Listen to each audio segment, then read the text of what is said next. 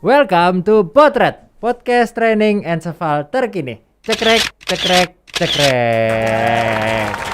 Oke, di hari yang spesial ini, kalau kemarin kan saya bagi-bagi hadiah gitu ya, dengan di episode khusus HUT. Nah, hari ini saya kedatangan bintang tamu juga.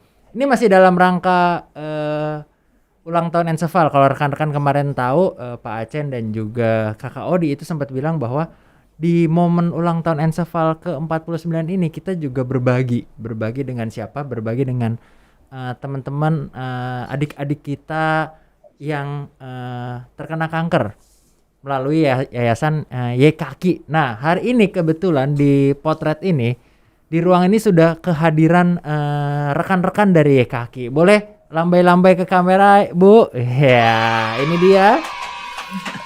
Selamat datang Bu Ira dan Bu Ica. Ya, selamat pagi. Selamat Terima kasih pagi. hadir di sini. Iya, mungkin Jauh banget. santai aja Bu, saya tidak gigit. Nah, mungkin biar lebih kenal dengan teman-teman, kita sebutnya gens, maksudnya generasinya encephal gitu ya. Mungkin dari Bu Ira, Bu Ica boleh memperkenalkan diri dulu nih, namanya terus siapa dan lain-lain. Mungkin boleh Bu? Ya, Ica dulu deh. Yang tua dulu. Selamat pagi, saya Ica dari Yayasan Kasih Anak Kanker Indonesia. Saya sebagai bendahara dan pendiri. Oke, Bu Ica sebagai bendahara dan pendiri. Ya. Pasti pegang duit banyak ya. Ya, Karena kan bendahara ya. mudah-mudahan. Oke, thank you Bu Ica. Bu Ira. Ya, saya Ira Sulistyo juga pendiri dari YKK dan juga sebagai ketua Oke. dari YKK. Oke, Bu Ira sebagai ketua dan juga pendiri. Ya. Gitu ya. Nah, di luar sini juga sebetulnya ada satu lagi, cuman tidak masuk frame gitu ya. Gitu. Nah, Bu Ira dan Bu Ica gitu dari YKK. Mungkin boleh cerita dulu nggak ke teman-teman gens? YKK itu organisasi apa sih? Ini perusahaan kah, komunitas kah, atau apa sih? Mungkin boleh diceritain Bu. Jadi YKK itu adalah Yayasan Kasih Anak Kanker Indonesia. Kenapa kita sebutkan itu adalah karena kita aktif untuk ngurusin anak-anak penderita kanker. Jadi diawali waktu itu saya pribadi punya pengalaman mengurus anak yang menderita kanker dan kemudian membutuhkan banyak informasi ataupun hal-hal yang berkait dengan perawatan atau pengobatan kanker. Jadi kami dirikan yayasan ini. Sebetulnya kami dirikan bertiga, tapi di dalam perjalanan tentu selalu kan ada ketidakcocokan atau beda pendapat ya, sehingga akhirnya sekarang ini kami hanya berdua dan sampai saat ini. Jadi dan tetap berjalan. Saya kira itu. Oke. Bu Ica sebagai salah satu pendiri YKK. YKK sudah berdiri berapa tahun, Bu? Sejak tahun 2006, 1 November, sebentar lagi ulang tahun Pak. 1 November 2006. 2006 berarti sekarang 16 itu tahun. 16 tahun. Wah, luar biasa ya, mantap ya. Nah, boleh diceritain nggak? Boleh Bu Ira atau Bu Ica gitu ya. Dalam 16 tahun ini nih, kira-kira YKK tuh aktivitasnya ngapain aja sih, Bu? Oh ya banyak banget ya. Banyak banget, tetapi yang paling utama adalah pertama kali kita dirikan, karena jujur sebelum yayasan ini saya dirikan yayasan lain. Oh, oke. Di mana pada waktu itu kebutuhan untuk pengobatan kan nggak seperti sekarang disiapkan oleh BPJS. Jadi waktu itu yayasan tersebut menyediakan bantuan biaya-biaya pengobatan bagi anak-anak kanker. Jadi lebih ke arah kebutuhan dasarnya untuk pengobatannya gitu ya. Tapi dengan seiring perjalanan, waktu itu saya diriin tahun 93 tuh yayasan gitu. Akhirnya terus kita berdua membentuk yayasan ini. Kayaknya bukan pengobatan aja deh gitu ya. Kayaknya ada juga yang dibutuhkan rumah singgah. Karena kalau dia datang berobat, nggak ada rumah singgahnya juga nggak jadi berobat gitu loh. Walaupun dibiayain. Karena namanya anak kan nggak mungkin berangkat sendiri, harus ditemenin orang tuanya. Orang tuanya juga perlu tempat berteduh, jadi pasti juga rumah singgah. Jadi di situ kita langsung programnya adalah rumah singgah. Dan juga program lain adalah sekolah, itu bersamaan kita bikin. Jadi program utama dari YKK langsung rumah singgah dan sekolah. Anak-anak ini kan umumnya pada usia belajar. Kalau mereka berobat kanker yang memakan waktu 1 sampai 2 tahun, 3 tahun, kan kasihan juga kalau mereka terputus sekolah. Jadi sehingga kita bikin program pendidikan untuk anak-anak tersebut. Jadi di dalam mereka, walaupun mereka lagi pengobatan, apakah itu di rumah sakit atau di rumah singgah kita namanya rumah kita ya. Jadi dikala dia di rumah kita ataupun di rumah sakit, dia tetap belajar karena kami juga bekerja sama dengan rumah sakit tersebut, dan kami dapat ruangan di satu ruangan di Bangsal ya, di Bangsal itu ruangan untuk sekolah. Jadi mereka anak-anak itu walaupun dia sakit, waktunya sekolah dia bilang yuk ayo sekolah, datang ke ruangan kita gitu ya. Hospital school namanya ya. Jadi atau sekolahku kita panggilnya. Jadi selalu mereka datang ke situ. Bila anak-anak tidak bisa datang ke ruangan itu, guru-guru kita yang akan datang ke tempat tidur anak-anak itu. Jadi betul-betul mereka mendapatkan haknya mereka sebagai anak, hak untuk belajar.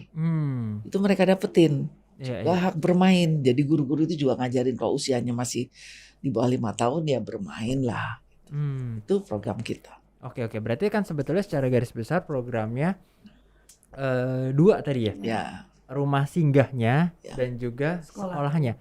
Di EKK ini maksudnya ngurusin pengobatannya juga nggak ya, Bu?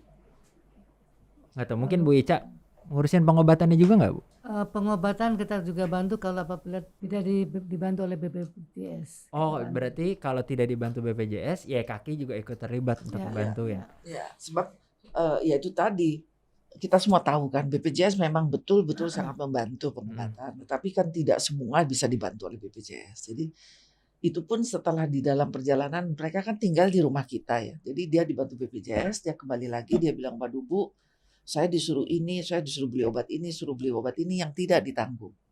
Kalau kita pura-pura nggak tahu juga akhirnya kan juga menjadi mubazir apa yang kita kerjakan itu. Jadi mau nggak mau kita pun juga sekarang punya program pengobatan untuk mereka. Jadi biaya-biaya yang harus kita keluarkan selain biaya BPJS. Jadi tambah lagi program kita adalah program pengobatan. Jadi pengobatan itu bisa membelikan obat atau membiayai tindakan-tindakan. Jadi kadang-kadang ada tindakan-tindakan yang istilahnya sito, kalau dokter tuh selalu bilang sito. Cito ya. Nah itu juga sesuatu yang kita mau nggak mau kita nggak bisa tutup mata. Jadi misalnya gini, ada satu pasien dia sakitnya leukemia, tapi terus terjadi ada metastase ke tulang. Mau nggak mau dia harus dapat bone scan. Yang ngerembet gitu ya. Ngerembet kan ya, bone scan. Untuk bone scan itu juga karena ya tahu sendirilah BPJS kan sementara pengobatan leukemia untuk dia minta ke BPJS kan ceritanya panjang lagi. Nah, untuk itu dokter stop dulu pengobatan yang leukemia, harus yang ini dulu, tapi untuk ini harus ditegakkan dulu diagnosanya. Oh iya. Biayanya itu bone scan itu. Nah, ya kaki terpaksa harus mengeluarkan bone scan biayanya. Jadi hal-hal seperti itu. Jadi bukannya BPJS tidak menanggung, tapi prosesnya untuk itu bisa ditanggung itu butuh waktu. Sedangkan pengobatan kanker itu sesuatu yang harus cepat kan. Jadi kita pun juga harus menyediakan itu. Jadi hal-hal seperti itu menjadi program utama kita juga akhirnya. Oke. Nah, Gens, ini sangat inspiratif nih. Artinya kan YKK ini muncul karena para pendirinya itu punya concern tentang anak gitu ya, anak yang terkena kanker. Mulai dari pengobatannya, mulai dari tempat tinggalnya, dan juga mulai dari hak pengobatannya dan juga hak untuk sekolahnya. Kurang lebih itu kan yang difasilitasi oleh YKK. Nah, kan YKK itu Yayasan Kanker Anak. Kasih Anak Kanker Indonesia. Berarti hanya anak-anak saja, Bu, di YKK ini? Iya. Oke. Dari mulai lahir sampai umur 18 tahun. Dari lahir ada yang udah kena kanker? Udah kena, ada. Oh, artinya kanker nggak kenal usia ya, Bu? Nggak kenal usia, nggak kenal status sosial, nggak kenal, pokoknya semuanya bisa kena. Jadi walaupun kita pernah dapat pasien ya, atau pernah ketemu pasien yang dia dari mulai lahir atau dari mulai ibunya hamil itu sangat peduli dengan kesehatannya, jadi sangat hati-hati, lahir pun bisa kena. Jadi nggak jaminan juga gitu loh. Iya. Dan sampai sekarang belum ketahuan penyebabnya kenapa apa juga ya? Iya. Dan ini seluruh dunia pun juga seperti itu. Jadi belum tahu persis secara saintifik penyebabnya kanker anak tuh apa sih sebetulnya. tapi diyakini ini, diyakini itu ya dokter lah yang bisa bicara ya keyakinan ini, keyakinan itu, tapi yang benar-benar disebabkan oleh ini gitu tuh beda sama kanker dewasa ya. Iya. Nah Bu, saya nggak tahu nih, saya mau nanya aja sih, di Indonesia tuh penderita kanker yang anak-anak itu jumlahnya banyak nggak sih Bu? Cukup banyak, tapi kalau dilihat secara rasio dibandingkan kanker dewasa itu kalau kanker anak cuma antara 3-4% dari seluruh kanker. Oke. Jadi kan berarti kecil Kecil. sekali. Nah, tapi kalau dari statistik hitungan dari penderita kankernya sendiri itu kalau menurut CCI, kami kan juga anggota dari CCI ya, Childhood Cancer International. Itu dikatakan setiap 3 menit itu ada 1 anak terdiagnosa kanker di dunia ini. Setiap 3 menit. Ya, jadi bisa dibayangin. Nah, juga ada hitungan yang kurang lebih bahwa setiap 1 juta anak itu 120 anak menderita kanker setiap tahun.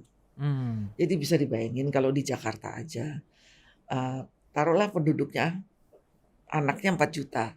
Berarti menderita kanker setiap tahun 480 anak. Apakah itu sedikit?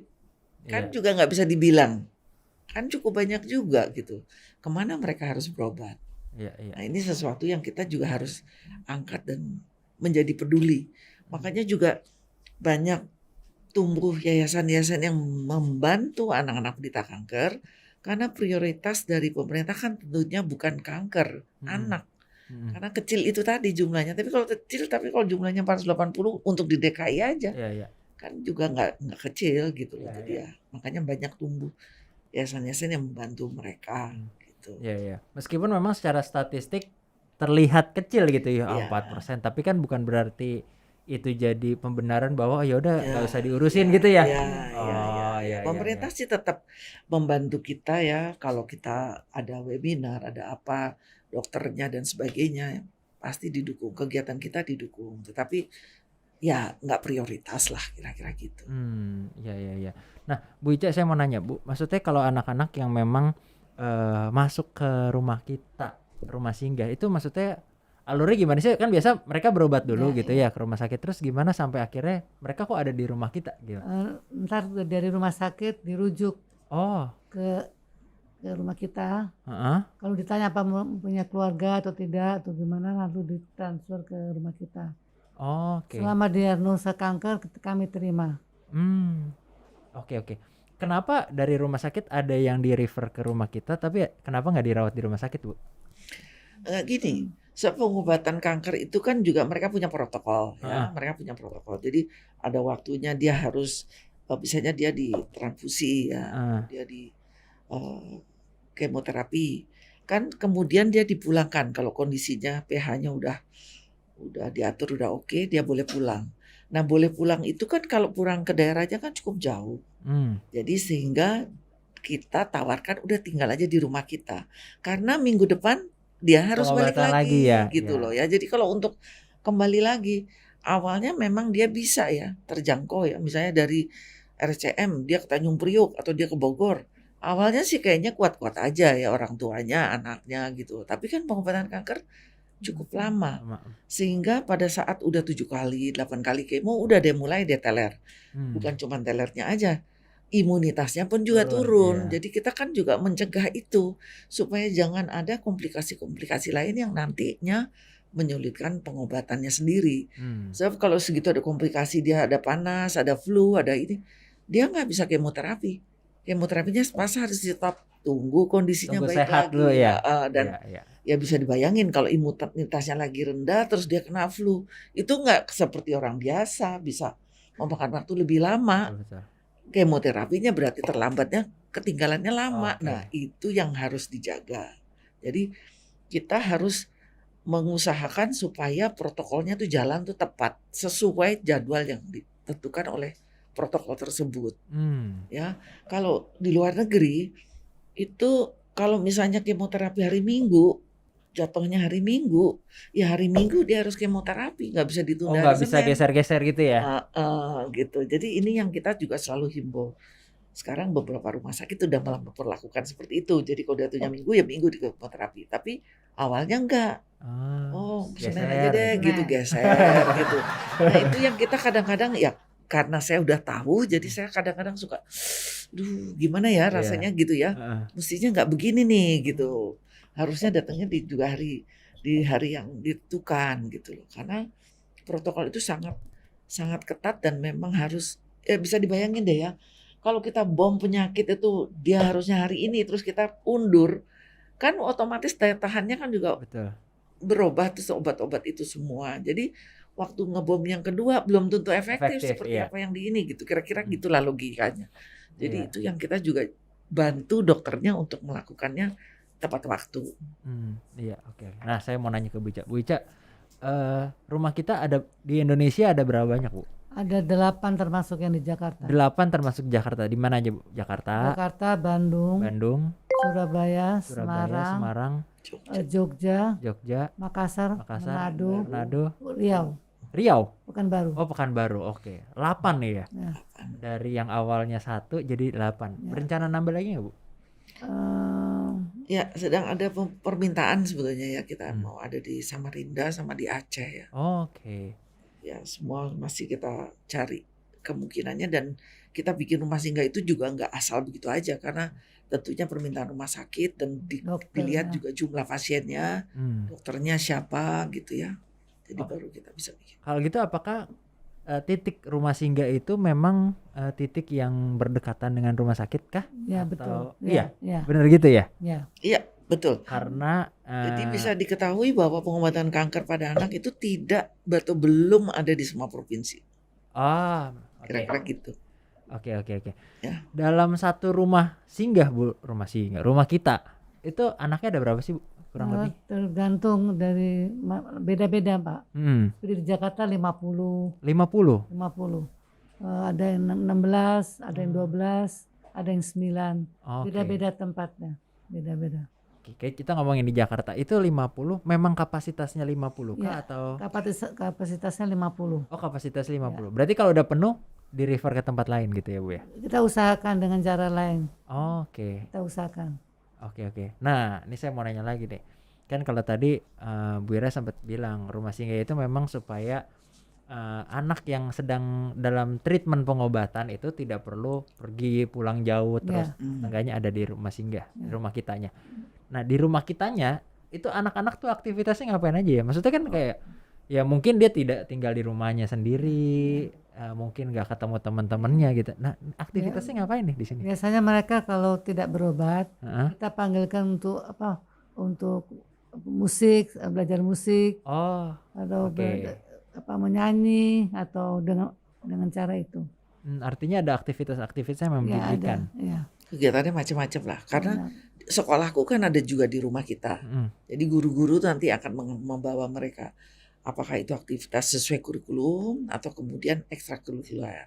Kalau ekstrakurikuler mereka juga bisa belajar musik, belajar nari, atau mereka yoga atau latihan ini ya. Terus masak, cooking class. Jadi semuanya kita siapkan. Dan kadang-kadang juga outing. Jadi untuk dia belajar ke supermarket misalnya. Jadi belajarnya itu supaya jangan membosankan, sistemnya kita juga nggak seperti kayak duduk di begini gitu, nggak selalu begitu. Bisa aja cuman lebih kepada cerita, karena waktu yang ada itu kan cuma terbatas. Dan dia juga kadang-kadang mereka jenuh ya, karena mungkin karena kemoterapi terus, jadi kalau mau fokus konsentrasi belajar itu nggak begitu lama.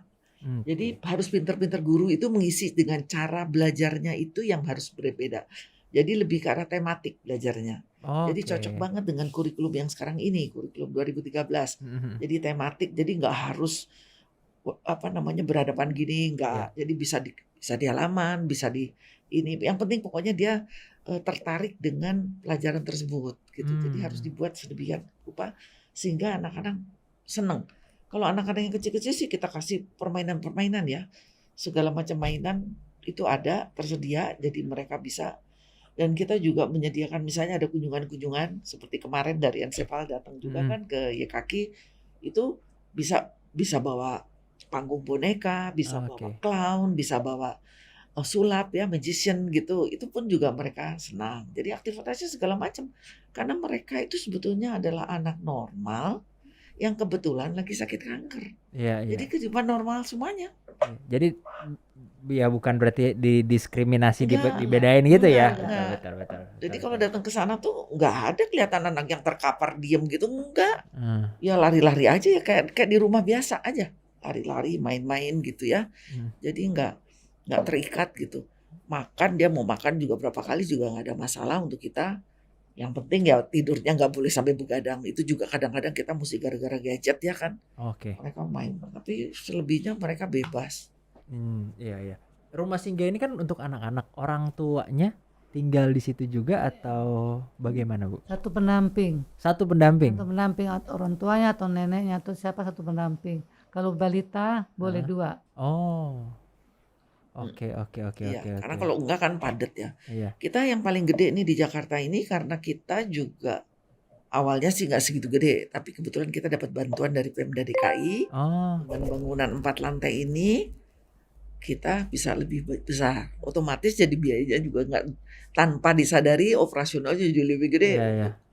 4 lantai ya, tapi untuk anak-anak sangat menyenangkan karena suasananya juga, kamar-kamarnya juga enak gitu ya. Pokoknya kita ciptakan benar-benar supaya mereka nyaman, mereka senang, mereka atmosfernya betul-betul kita bikin supaya mereka nyaman. Jadi nggak ada perawatan, nggak ada dokter, kita nggak panggil suster. Pokoknya segitu badannya panas kita langsung kirim ke rumah sakit. Nggak ada. Jadi tidak ada kejadian yang aneh-aneh. Iya. Oke, nah tadi ngomong ya dengan gedung yang lebih tinggi, operasional kan pasti lebih besar gitu ya. Anak-anak yang memang masuk ke rumah kita, itu apakah memang ada biaya yang perlu dikeluarkan nggak, Bu, dari keluarganya? 5.000 kalau mampu satu keluarga. 5.000 kalau mampu satu keluarga? Semua dapat pakai makan, lalu peralatan mandi semua dapat. Susu, pampers, semua dapat. Semua kebutuhan selama dia di rumah kita itu kita tanggung. Hanya dengan 5.000? Kalau mampu. Oh, 5.000 tuh sekali masuk apa sehari, Bu? Sehari. Satu hari 5.000? Satu hari per keluarga. Ya itu sebetulnya administrasi aja sebetulnya sih. Syarat aja lah supaya jangan gratis gitu. Iya. Itu pun juga kita tadinya mau kita bebaskan, tapi saran dokter janganlah, jangan digratisin supaya mereka juga ada sense of responsibility gitu loh. Iya. Kita beli gorengan aja 5.000 cuma dapat 2,5. Nah, artinya kan ya kalau tadi dibilang kita nyiapin ada pengobatannya juga, ada sekolahnya juga gitu. Terus kan ya biaya operasional, makan dan lain-lain. Ya Kaki fundingnya dari mana, Bu? Ya itu dia. Ya puji Tuhan ya, selama kita bisa memenuhi kebutuhan kita ya dari masyarakat, dan kita juga nggak pernah berhenti mengadakan penggalangan dana, kegiatan-kegiatan fundraising selalu tetap dilakukan ya. Jadi ya puji Tuhan selalu terpenuhi ya, masyarakat. Iya. Berapapun kebutuhan, karena kita individual boleh, corporate boleh dengan hanya 5.000. Nah, kita ada kupon tuh 5.000-an, mana tuh tadi tuh? Oh, ada, bentar. Nah, itu dari situ ya. 10.000. Kita juga 10.000-an ya. Jadi orang-orang mau berdonasi juga 10.000 aja juga boleh nih dengan ini. Ya, jadi biasanya kita pengurus bawa nih sini, kamu mau donasi nggak? Jadi ini sebetulnya cuma sebagai tanda terimanya aja, kwitansinya aja. Nah, ini bonggolnya harus kembali ke kita. Nah, kalau Anda nih misalnya aku mau bantuin dia Kaki deh, aku boleh. Oke, ini tolong bawain ya kemana gitu ya, ke komunitas Anda gitu, mau apa ke keluarga gitu ya. Tapi Anda mesti bayar dulu 500. Nggak boleh ini bayar dulu. Kalau udah nanti kalau sedihnya, ya ternyata saya cuma bisa lakuin 10. It's okay. Kasih aja rukanya 10, ini kembali ke kita. Kita kembali lagi uang yang tadinya udah dibayar 500.000 gitu loh ya. Jadi segala macam cara kita buat supaya orang peduli. Jadi nggak selalu berupa uang yang besar. Karena kita berangkat dari kecil. Kita dengan ini 10.000-an ini kita mulai tahun 2000 berapa ya? 2012 kita bikin ini, dalam waktu 2 tahun kita sampai bisa dapat 4 miliar loh. Wow. Jadi itu sesuatu yang juga kita sendiri juga kaget sendiri sih sebetulnya, jujur ya.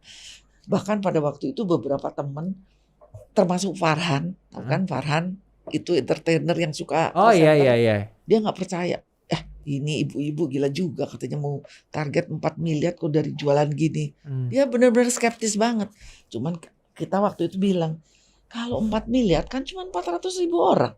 Di Mm-mm. Jakarta ngumpulin 400.000 kan Mas Farhan masa nggak bisa sih, aku Iya, bilang iya. gitu. Pokoknya bantu kita deh untuk promosi ini gitu ya. Jadi kita pas waktu itu di interview Mas Farhan, kita bilang bantu kita deh untuk promosi ini.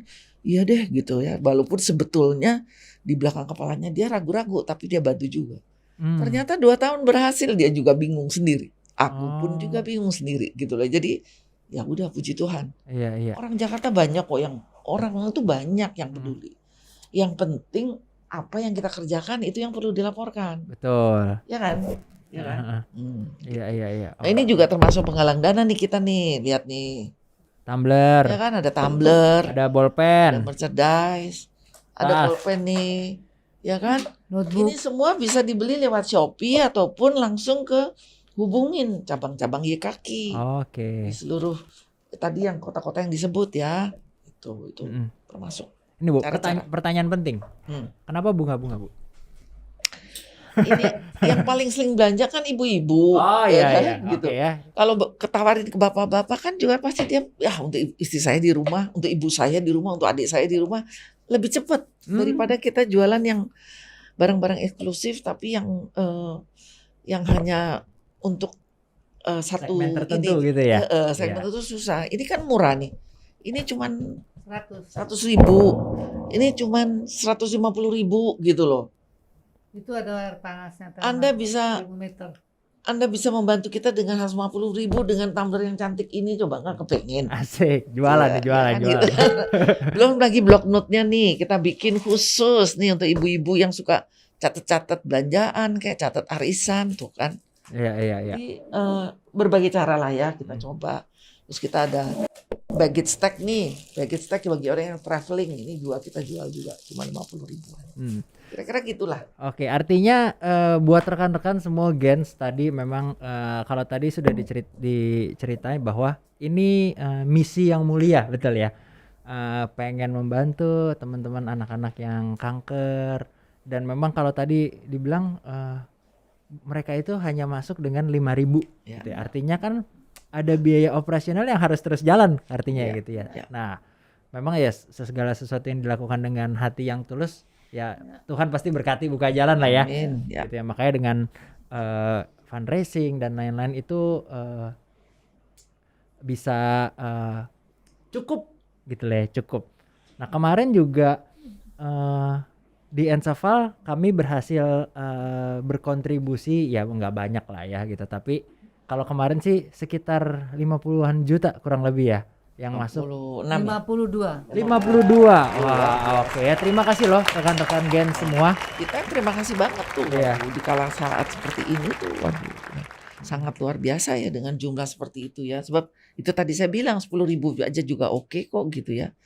Dan juga bisa juga nyumbang melalui QRIS loh, kita punya QRIS. Oke. Jadi ngintip deh website YKaki, www.ykaki di bawah sini nih. Oh, ntar ditambahin ya. Bawah sini. Di mana nggak tahu. Tadi tambahin sini. Pokoknya tadi edit tambahin pokoknya di bawah sini lah ya. Tambahin sini nih untuk QRIS-nya YKaki, rekeningnya YKaki. 10.000 pun oke gitu Oke. ya. Ntar saya juga mau bikin supaya dalam 2 tahun saya dapat 4 miliar. Tolong bantu ya teman-teman ya. Oke, nah Bu Ira, Bu Ica, memang waktu di podcast ini kan terbatas gitu ya. Kita baru ngobrolin tentang YKaki dan juga rumah kita dan juga sekolahnya. Tapi kan kita pengen lah ya teman-teman Ensafal semua juga teredukasi soal kankernya nih. Oh ya. Gitu ya. Itu penting juga ya, karena selama ini kan kita bicaranya untuk kuratif ya. Jadi kita bukan pengobatan, tapi paling nggak kita membantu orang yang lagi berobat. Tentunya preventif juga kita harus lakukan. Nggak bisa kita cuma gini terus. Preventif kita bantuin yaitu dengan bikin istilahnya sosialisasi edukasi. Oke. Kalau gitu terima kasih sekali lagi. Terima kasih banyak Bu Ira dan Bu Ica. Waduh. Terima kasih banyak untuk rekan-rekan Gens ya. Yang udah membantu bersama Ensafal tentunya, dan yang pasti adalah selamat ulang tahun yang ke-49. Selamat ulang tahun Ensafal. Jangan lupa selamat ulang tahun, itu yang paling penting ya. Iya. Sampaikan salam kepada Ibu Irawati, Pak Vijong Tius, sama Profesor Bun tentu ya. Iya. Semoga sehat selalu. Terima kasih banyak. Oke. Bu Ira, Pak Fijong dapat salam dari Bu Ira yang satu sini. Oh iya, sampein aja iya. Salam balik Bu katanya. Ya, terima kasih. Tahu nomornya juga kagak. Oke, sekali lagi terima kasih banyak Ya. Bu Ira, Bu Ica. Semoga kita punya kesempatan lagi untuk ngobrol-ngobrol dan semoga YKK semakin bisa berkontribusi Amin. untuk Amin. anak-anak kanker di Terima Indonesia. kasih. Oke. Terima kasih rekan-rekan semua, sampai jumpa di potret-potret selanjutnya. Bye bye.